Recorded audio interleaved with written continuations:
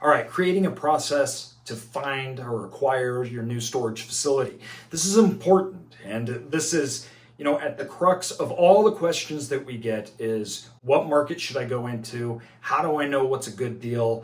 And for me, you really need, first of all, to clarify what you're looking for, but also to develop a process, and a process internally that you can do that's repeatable. And we started in our organization, we have a top-down approach. And it's a format that is easily replicated for anyone to find a storage facility to buy. The important thing that you need to do, and I'll kind of walk you through our process, how we look at deals, how we find them and acquire them. You start out with, let's say, your key, your criteria, right? This is just an example. 50,000 square feet, it needs to be on a major road, bad operations, low competition, and a city of 20,000 plus in population. The reason you're creating your criteria, and your criteria should be based upon your strategy. Our strategy is buying underperforming facilities and turning them around. Okay, that deals a lot with a few things. Now, first of all, the most important things, or the biggest things here, are at the top of my upside down triangle, and the process that I go all the way to getting that deal under contract. The market is the first one. You need to identify the market that you want to be in, if it's a good market or a bad. Is this a dying market? Is it growing? You don't need to be, the market doesn't need to be exploding, but it definitely can't be dying. And a lot of cities right now are in the United States. We have mass migration movements that are moving from the Midwest to the coastals, or from California to Texas. You're seeing mass migrations. Make sure you understand where your market sits in that. You don't want to be in a place where you're lowering rents over the next 10 years and you have vacancies. Now, the second thing that you need to look for, which is probably the most important out of all of this, and that's your competition. At the end of the day, storage is a supply and demand business.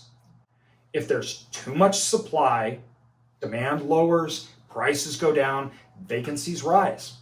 Now, this is something you need to really understand in your market. And here's how you do it. First of all, there's tools out there that work really well. On the podcast, Self-Storage Income, we talked with Radius Plus. There's a lot of great analytical tools that bring data on the markets to show you how much square feet per capita there is being utilized. Now, I know you're saying, what's the magic word, right? Or what's the magic number? What number per capita do we need of storage?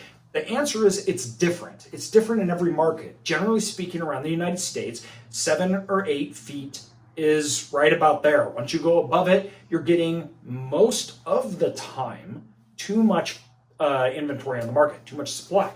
But with that said, the real way you know is all of that data, everything that you can read in reports, that doesn't paint the whole picture. So you need to look at the quality of supply, the quality of the competition. And quality, when I say quality, is I mean, are those storage facilities 100% full and raising rates?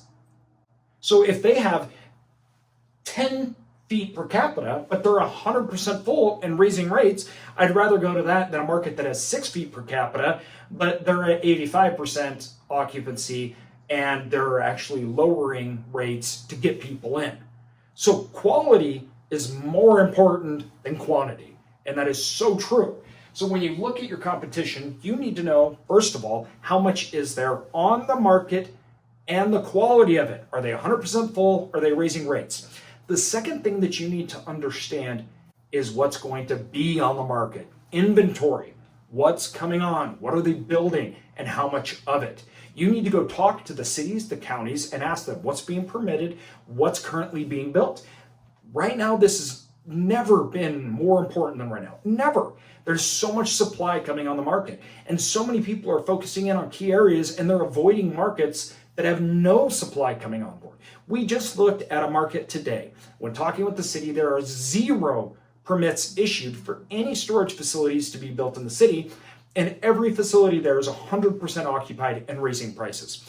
That's the market I want to be in. Size and location. This is the next thing you're looking for, right? Are you looking for a 10,000 square foot facility or a 100,000 square foot facility? There's pros and cons to each. We talked about that in other videos, not this one, so check out the other videos. But what you need to define what you're looking for and where that's at, right? Once you do that, once you've done these three things, I guess we got to cover operations first. So operations, then I'll get to that. So operations. How are these storage facilities performing in the market, and how are you going to compete with them? Okay, if they're poorly run, or are these just all amazing storage facility operators? They're killing it in their marketing. They're executing constantly, and now you have to come in and compete with these people. Or do you have an advantage? Can you offer a better product? Can you run the storage facility better, right? So what we do, I buy underperforming facilities, turn them around. I find my market. Doesn't have to be exploding. I'm not looking for anything like that, but I want a good, solid market that has a nice population base. Look for key indicators, like does it have a Walmart supercenter, right? Does it have things that aren't infrastructure there to sustain a good population and show signs that it's growing? Look and see the actual population numbers, see if it's growing. Look at the employment situation.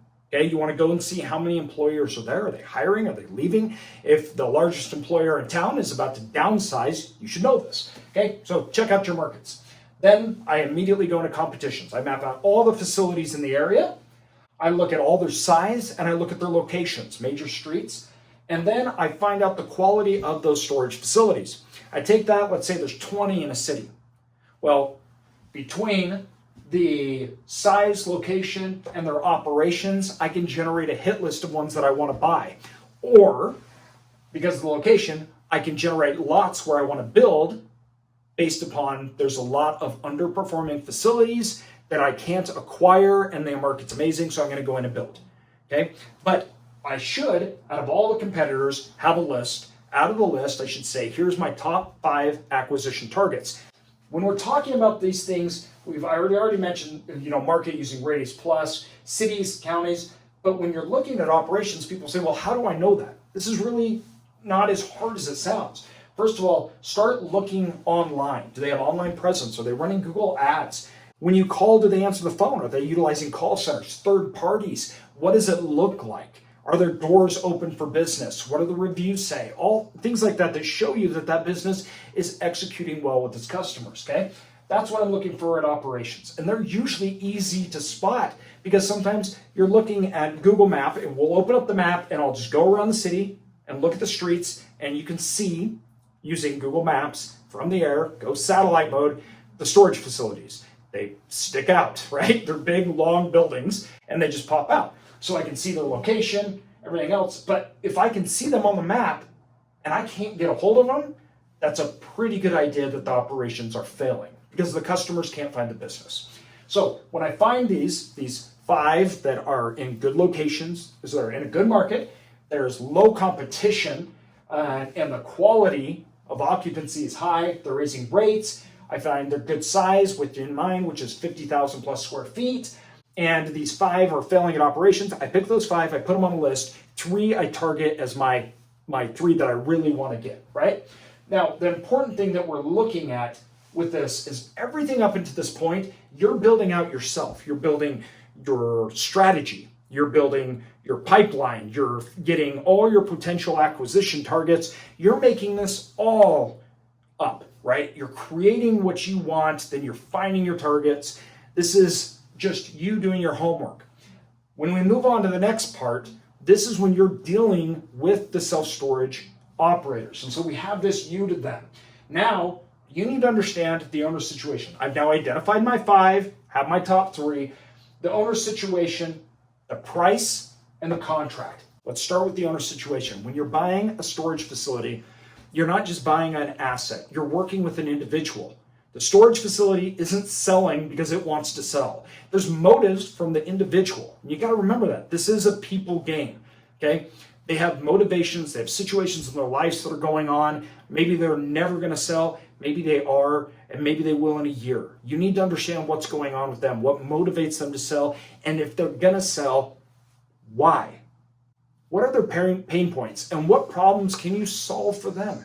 We had an owner that wanted to sell, but they wanted to retire and they didn't want to take the tax hit. So we spread it out over time. We did owner financing where we would pay them out monthly, and then over a 5-year period of time, they were fully paid back.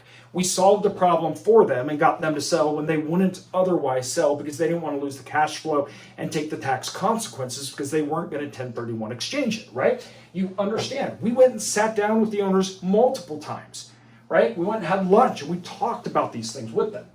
Price. Price will largely be dictated upon these things. Let me explain.